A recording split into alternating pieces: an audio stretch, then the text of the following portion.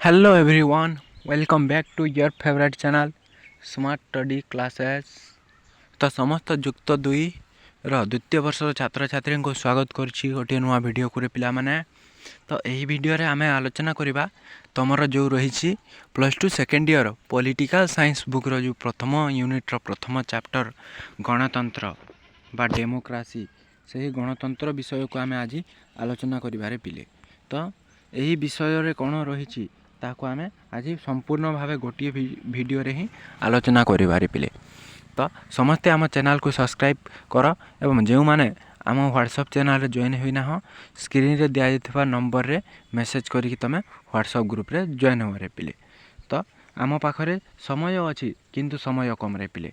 वर्तमान आमर +2 second year board exam चली एवं गत वर्ष 2027 मसीहा यही समय रे पुणी थरे तुमर एग्जाम चली। तो ठीक अच्छे पिले आम वीडियो को आरंभ करवा।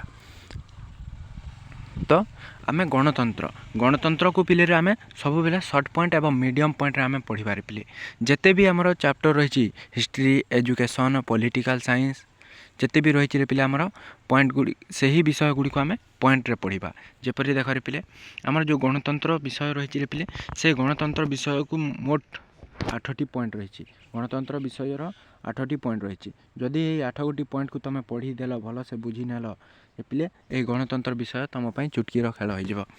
तो पिले यही 8 गोटी पॉइंट को आम आलोचना करवा। तो आउ गोटे कथार पिले जेहेतु आमर यही गणतंत्र विषयटी तुम इंटरनाल एग्जाम रे जाऊँगी से बेसिस गुरुत्वपूर्ण नुहे यहाँ। तो ठीक अच्छे आम आरंभ करवा। तो देख पिले आमर टोटाल 8 गोटी पॉइंट रही गणतंत्र विषय 8टी पॉइंट रही। तो प्रथम पॉइंट रे कौन रही पिले प्रथम पॉइंट रे रही आम गणतंत्र अर्थ। गणतंत्र कहले कौन बुझ तार अर्थ कौन ताकू आम प्रथम पॉइंट रे आलोचना करवा। 2 नंबर पॉइंट रे रही गणतंत्र संज्ञा। गणतंत्र को लेकिन क्यों माने क्यों मनोविज्ञान बा क्यों राजनीतिज्ञ कि मत देते तो ये संज्ञा गुड़ी को आम आलोचना करवा। 3 नंबर रही पिले गणतंत्र वैशिष्ट्य। गणतंत्र वैशिष्ट्य गुड़िक कौन कौन रही।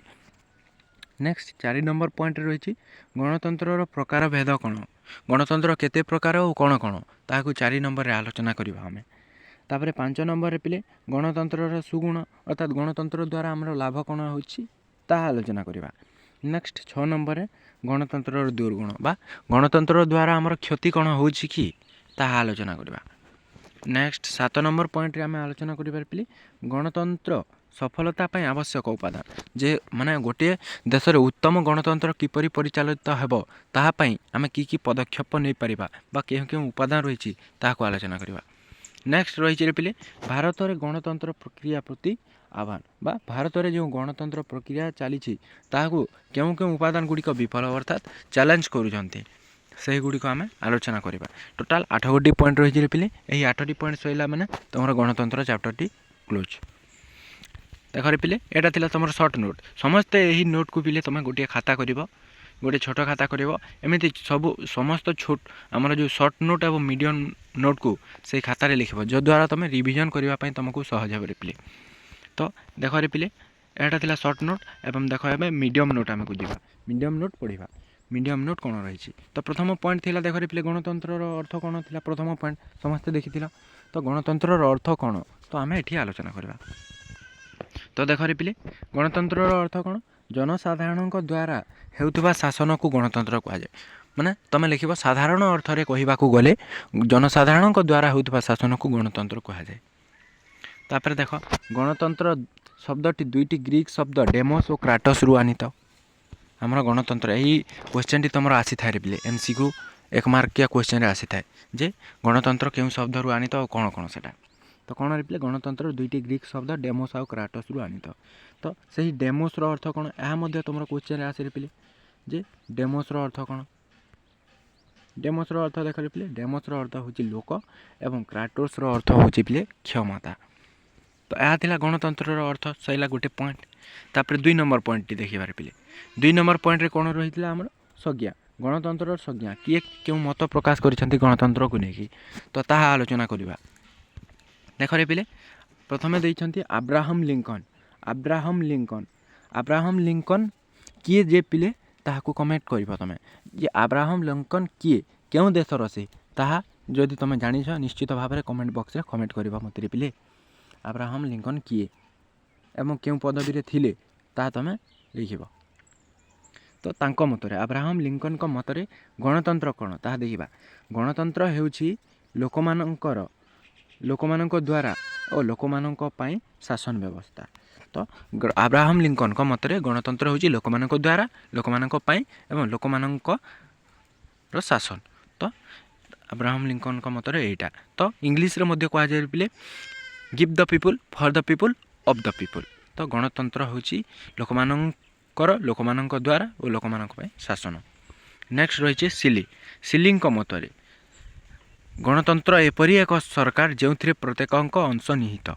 अर्थात गणतंत्र होचे गोटे सरकार एपरी सरकार जो सरकार रे कि देशर समस्त नागरिक अंशग्रहण करें। तो यही दुईटी तुम जदि लिखि पे सरला। आउ जदि तुम जानुछ आम लॉर्ड ब्राइस रे देखी नब पे एत तो लिखिनी मु तुम लॉर्ड ब्राइस को मतरे गणतंत्र कौन टे देखी नब। तो दुईटी पॉइंट सरला पे 3 नंबर पॉइंट को आम देखा। 3 नंबर पॉइंट गणतंत्र वैशिष्ट्य। गणतंत्र वैशिष्ट्य गुड़िक कौन कौन आम 3 नंबर पॉइंट देखा। तो देख रे पिले गणतंत्र वैशिष्ट्य तुमर एवं सीना आसुनी तुम इंटरनाल एग्जाम रे जाऊँगी तुम यहाँ ना प्रत्येक वर्ष गणतंत्र गोटे वैशिष्ट्य लंग क्वेश्चन आसूला। तो देख रे पिले गणतंत्र वैशिष्ट्य कौन रही। गणतंत्र प्रथम वैशिष्ट्य रही पिले जनसार्वभौमता। तो एठी मध्य पिले आम सर्ट नोट रे पढ़ुचे किंतु तुमको लंग नोट हमारा व्हाट्सएप ग्रुप रे कि टेलीग्राम रे तुमको दिज्व लंग नोट। आम सर्ट नोट रे पढ़ा जदि आम लंग हिसाब से पढ़ारे पिले बहुत टाइम लगे किंतु आम जब सर्ट हिसाब से पढ़ा आ तुमको नोट मिल तेज बहुत सहज हो पिले। तो देख पिले गणतंत्र वैशिष्ट्य मध्य प्रथम हूँ आम सार्वभौमता जनसार्वभौमता। जनसार्वभौमतार अर्थ कौन रे पिले। जनसार्वभौमतार अर्थ हूँ रे पिले जनसाधारण होउछंती सर्वोच्च क्षमतार अधिकारी। आमर गणतंत्र शासन व्यवस्था रे जनसाधारण माने होउछंती सर्वोच्च क्षमतार अधिकारी। आमना जेते भी क्षमता रही सब क्षमतार अधिकारी होउछंती जनसाधारण। कारण गणतंत्र शासन जनसाधारण द्वारा परिचालित होता है। से जनसाधारण होउछंती आमर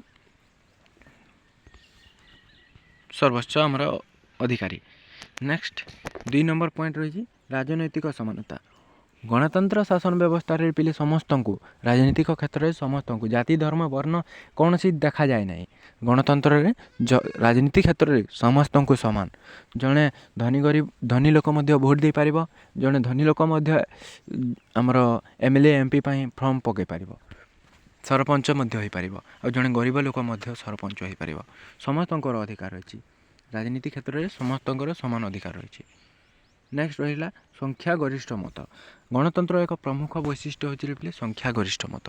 अर्थात गणतंत्र बा निर्वाचन रे आमर जो जनसाधारण को निर्वाचन होता है पिले से निर्वाचन रे जो दल अधिक मत प्रकाश पाई जाती से ही दल शासक दल हिसाब से आमर घोषणा होता है। अर्थात संख्या गरिष्ठता जो दल अधिका संख्या भोट पाइले से ही दल शासन करेंगे।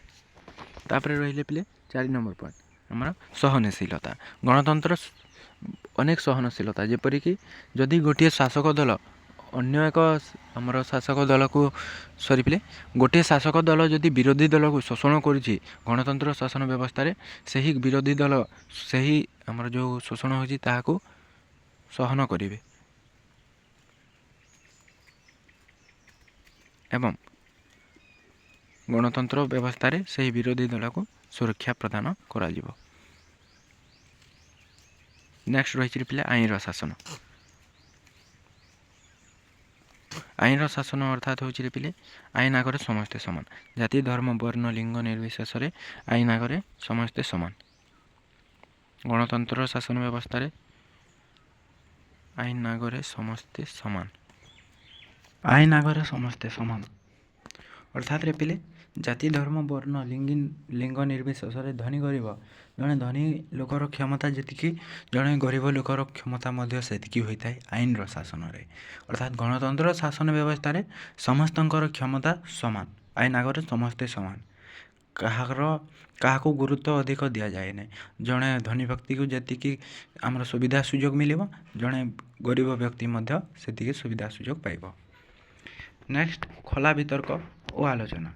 ଖୋଲା ବିତର୍କ ଓ ଆଲୋଚନା ଅର୍ଥାତ୍ ଗଣତନ୍ତ୍ର ଶାସନ ବ୍ୟବସ୍ଥାକୁ ଖୋଲା ବିତର୍କ ଅର୍ଥାତ୍ ସମସ୍ତଙ୍କ ମଧ୍ୟରେ ଆଲୋଚନା, ସମସ୍ତେ ଖୋଲାଖୋଲି ଭାବରେ ଆଲୋଚନା କରିବେ ଏବଂ ସେହି ଆଇନକୁ ପ୍ରଣୟନ କରିକି ଶାସନ ବ୍ୟବସ୍ଥା ପରିଚାଳିତ ହେବ। ଏହା ଥିଲା ଗୋଟେ ବୈଶିଷ୍ଟ୍ୟ।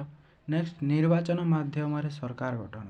ଆମର ଗଣତନ୍ତ୍ର ଶାସନ ବ୍ୟବସ୍ଥା ପରିଚାଳନାର ମୁଖ୍ୟ ମାଧ୍ୟମ ହେଉଛି ନିର୍ବାଚନ। ତ ଗଣତନ୍ତ୍ର ଶାସନ ବ୍ୟବସ୍ଥାରେ ନିର୍ବାଚନ ମାଧ୍ୟମରେ ଆମର ସରକାର ଗଠନ ହୋଇଥାଏ ପିଲେ। ନେକ୍ସଟ, ଶାନ୍ତିପୂର୍ଣ୍ଣ ଓ ସାମ୍ବିଧାନିକ ଉପାୟରେ ସରକାର ପରିବର୍ତ୍ତନ। ଯେପରି ନିର୍ବାଚନ ମାଧ୍ୟମରେ ସରକାର ଗଠନ ହୋଇଥାଏ, ଠିକ୍ ସେହିପରି ଶାନ୍ତିପୂର୍ଣ୍ଣ ଏବଂ ସାମ୍ବିଧାନିକ ସମ୍ବିଧାନର ନୀତି ନିୟମ ଅନୁସାରେ 5 ବର୍ଷରେ ଥରେ ସରକାରକୁ ପରିବର୍ତ୍ତନ କରାଯାଇଥାଏ। ଏହା ଥିଲା ଗଣତନ୍ତ୍ରର ବୈଶିଷ୍ଟ୍ୟ। ନେକ୍ସଟ ରହିଛି ଆମର ଗଣତନ୍ତ୍ରର ପ୍ରକାର ଭେଦରେ ପିଲେ। 4 ନମ୍ବର ପଏଣ୍ଟ ରହିଛି ଗଣତନ୍ତ୍ରର ପ୍ରକାର ଭେଦ। ଦେଖରେ ପିଲେ, ଗଣତନ୍ତ୍ରକୁ ସାଧାରଣତଃ 2 ଭାଗରେ ବିଭକ୍ତ କରାଯାଇଛି। ଗୋଟିଏ ହେଉଛି ପ୍ରତ୍ୟକ୍ଷ ଗଣତନ୍ତ୍ର, ଗୋଟିଏ ହେଉଛି ପରୋକ୍ଷ ଗଣତନ୍ତ୍ର। ଆମର ଯେଉଁ ଗଣତାନ୍ତ୍ରିକ ଶାସନ ବ୍ୟବସ୍ଥାରେ ଲୋକମାନେ ପ୍ରତ୍ୟକ୍ଷ ଅର୍ଥାତ୍ ସିଧାସଳଖ ଭାବରେ ଅଂଶଗ୍ରହଣ କରିପାରିଥାନ୍ତି ବା ନିର୍ବାଚନରେ ସିଧାସଳଖ ଭାବରେ ଯୋଗ ଦେଇଥାନ୍ତି, ତାହାକୁ ପ୍ରତ୍ୟକ୍ଷ ଗଣତନ୍ତ୍ର କୁହାଯାଏ। ଆଉ ଯେଉଁ ଗଣତନ୍ତ୍ର ଶାସନ ବ୍ୟବସ୍ଥାରେ ଆମର ଜନସାଧାରଣ ଆମର ଲୋକପ୍ରତିନିଧିମାନଙ୍କ ଦ୍ୱାରା ଶାସନ ବ୍ୟବସ୍ଥାରେ ଅଂଶଗ୍ରହଣ କରନ୍ତି, ତାହାକୁ ପରୋକ୍ଷ ଗଣତନ୍ତ୍ର ଅର୍ଥାତ୍ ପ୍ରତ୍ୟକ୍ଷ ଗଣତନ୍ତ୍ରରେ ଯେଉଁ ଆମର ସରପଞ୍ଚ MLA ଭୋଟ୍ ହେଉଛି, ଏହା ହେଉଛି ପ୍ରତ୍ୟକ୍ଷ ଗଣତନ୍ତ୍ର। କିନ୍ତୁ ଯେଉଁ ପରୋକ୍ଷ ଗଣତନ୍ତ୍ରରେ ପିଲେ ଯେଉଁ ଆମର ପ୍ରଧାନମନ୍ତ୍ରୀଙ୍କ ପାଇଁ ଭୋଟ୍, ଆମର ମୁଖ୍ୟମନ୍ତ୍ରୀଙ୍କ ପାଇଁ ଭୋଟ୍ ହୋଇଥାଏ, ତାହା ହେଉଛି ପରୋକ୍ଷ ଗଣତନ୍ତ୍ର। ତାପରେ ଆମର ପ୍ରତ୍ୟକ୍ଷ ଗଣତନ୍ତ୍ରର 3ଟି ମୁଖ୍ୟ ଉପାଦାନ ରହିଛି ପିଲେ। ପ୍ରତ୍ୟକ୍ଷ ଗଣତନ୍ତ୍ରର 3ଟି ଉପାଦାନ, ଏହା ମଧ୍ୟ ତୁମର କ୍ୱେଶ୍ଚନରେ ଆସିଥାଏ, ଡାଇରେକ୍ଟ କ୍ୱେଶ୍ଚନ ଆସିଥାଏ ପିଲେ, ଯେ ତୁମକୁ କ୍ୱେଶ୍ଚନ ପଚାରିବ ଗଣଭୋଟ୍ କ'ଣ, ଗଣୋଦ୍ୟୋଗ କ'ଣ, ପ୍ରତ୍ୟାହାର କ'ଣ। ତ ଗଣଭୋଟ୍ର ଅର୍ଥ କ'ଣ ପିଲେ? ପ୍ରଥମେ ପିଲେ ଗଣୋଦ୍ୟୋଗ ହେବ, ତାପରେ ଗଣଭୋଟ୍ ହେବ। ଗଣୋଦ୍ୟୋଗର ଅର୍ଥ କ'ଣ ପିଲେ? ଯଦି ଗୋଟିଏ ନୂତନ ଆଇନ ଉପଭୋଗ କରିବା ପାଇଁ ଜନସାଧାରଣ ଚାହାନ୍ତି, ତେବେ ଜନସାଧାରଣମାନେ ଲିଖିତ ହିସାବରେ ଆମର ପାର୍ଲିଆମେଣ୍ଟ ବା ବ୍ୟବସ୍ଥାପିକାକୁ ଗୋଟେ ଚିଠି ଲେଖିବେ ଯେ ଆମର ଏହି ଆଇନଟି ଆମକୁ ଆବଶ୍ୟକ ହେଉଛି, ଏହି ଆଇନ ଆମକୁ ଦିଅ ବା ଏହି ସୁବିଧା ସୁଯୋଗ ଆମକୁ ଦିଅ ବୋଲି ଆମର ଲୋକମାନେ ବ୍ୟବସ୍ଥାପିକା ସଭାକୁ ଚିଠି ଲେଖିବେ। ତାପରେ ଗଣଭୋଟ୍, ସେହି ବ୍ୟବସ୍ଥାପିକା ସଭା ସେହି ଚିଠିକୁ ଅନୁଧ୍ୟାନ କରିବା ପାଇଁ ଏବଂ ସେହି ଚିଠିକୁ କେତେ ଲୋକ ମତ ଦେଉଛନ୍ତି ତାହା ଜାଣିବା ପାଇଁ ଗଣଭୋଟ୍ କରିଥାଏ। ଏବଂ ପ୍ରତ୍ୟାହାର ଅର୍ଥ ଆମର ଯେଉଁ MLA MP ବା ଯିଏକି ଭୋଟ୍ ଦ୍ୱାରା ଯିଏ ନିର୍ବାଚିତ ହୋଇଥାନ୍ତି, ସେ ଯଦି ଅକ୍ଷମତା ହୁଅନ୍ତି, ତେବେ ତାହାକୁ ତାଙ୍କର ଗାଦିରୁ ପଦଚ୍ୟୁତି ବା ପ୍ରତ୍ୟାହାର କରାଯାଇଥାଏ।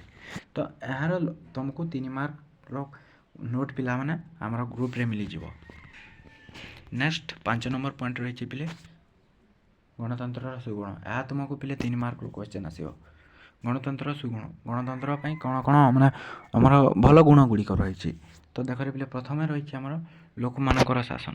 ଗଣତନ୍ତ୍ରରେ ସମସ୍ତେ ଜାଣିଛ, ଗଣତନ୍ତ୍ରରେ ଲୋକମାନେ ସିଧାସଳଖ ଅଂଶଗ୍ରହଣ କରନ୍ତି କିମ୍ବା ପ୍ରତିନିଧିମୂଳକ ଭାବରେ ଅଂଶଗ୍ରହଣ କରନ୍ତି। ସେଥିପାଇଁ ଲୋକମାନଙ୍କର ଶାସନ, ଯେହେତୁ ଲୋକମାନଙ୍କର ଶାସନ ହିଁ ହେଉଛି ନା, ସେଥିପାଇଁ ଲୋକମାନଙ୍କର ଶାସନ ବ୍ୟବସ୍ଥା କୁହାଗଲା। ତାପରେ ରାଜନୈତିକ ସମାନତା, ଗଣତନ୍ତ୍ର ଶାସନ ବ୍ୟବସ୍ଥାରେ ସମସ୍ତଙ୍କୁ ରାଜନୀତି କ୍ଷେତ୍ରରେ ସମାନ ସୁବିଧା ସୁଯୋଗ ପ୍ରଦାନ କରାଯାଏ। ନେକ୍ସଟ, ଆଇନର ଶାସନ। ବୈଶିଷ୍ଟ୍ୟରେ ମଧ୍ୟ ଥିଲା ଆଇନର ଶାସନ କ'ଣ ପିଲେ ସମସ୍ତେ ଜାଣିଛ, ଯେ ଆଇନ ଅନୁସାରେ ସମସ୍ତେ ସମାନ।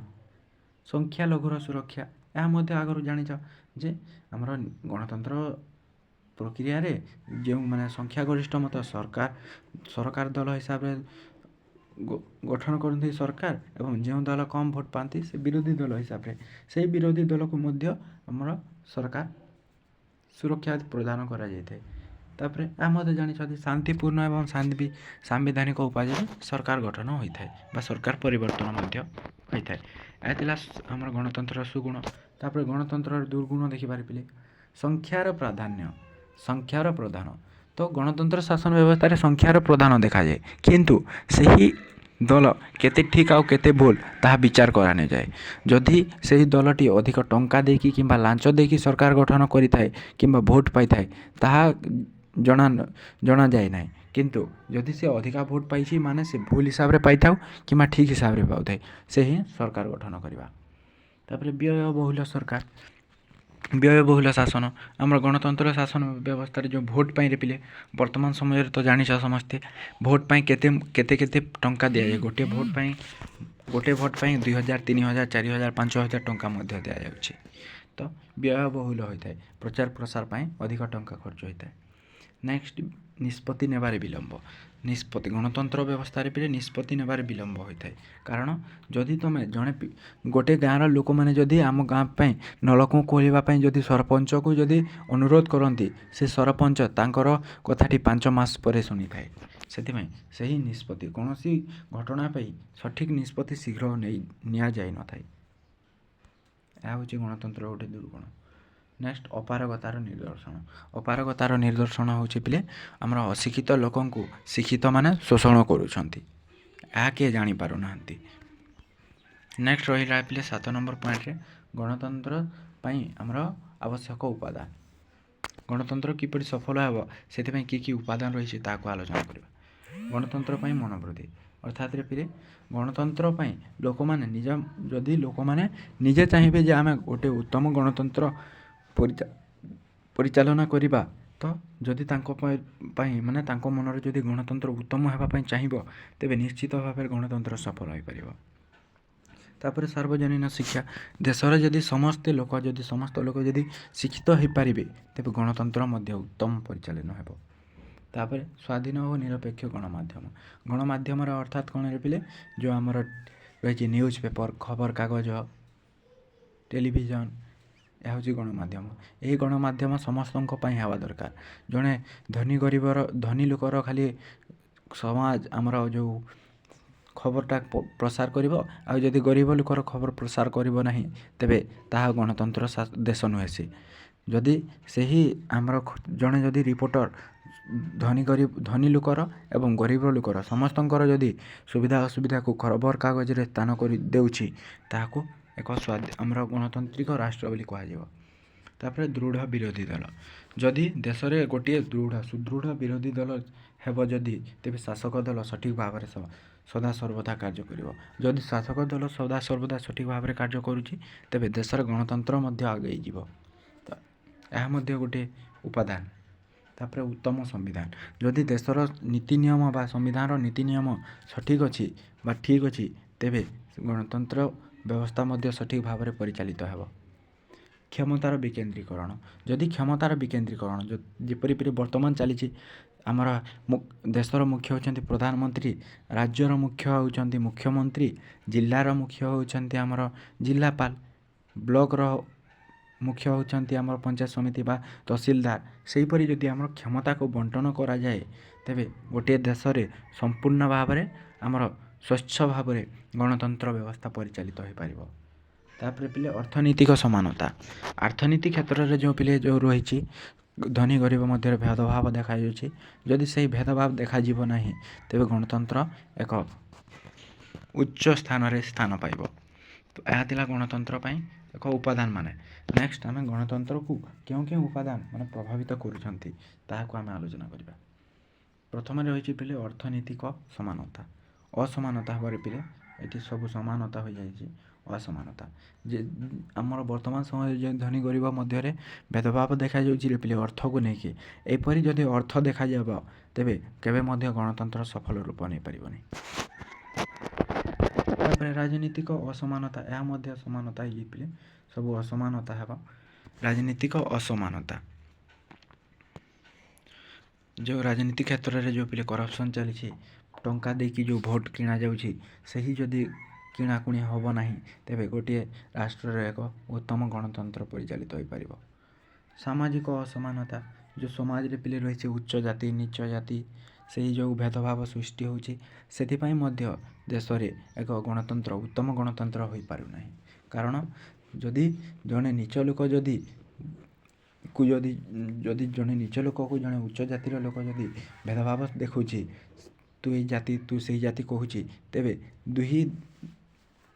ଦୁଇ ଜାତି ମଧ୍ୟରେ ଭେଦଭାବ ଦେଖାଯିବ। ତେଣୁ ଦେଶରେ ମଧ୍ୟ ଏକତା ହେବ ନାହିଁ। ତେଣୁ ଗଣତନ୍ତ୍ର ମଧ୍ୟ ସଫଳ ହୋଇପାରିବନି। ନେକ୍ସଟ ନିରକ୍ଷରତା।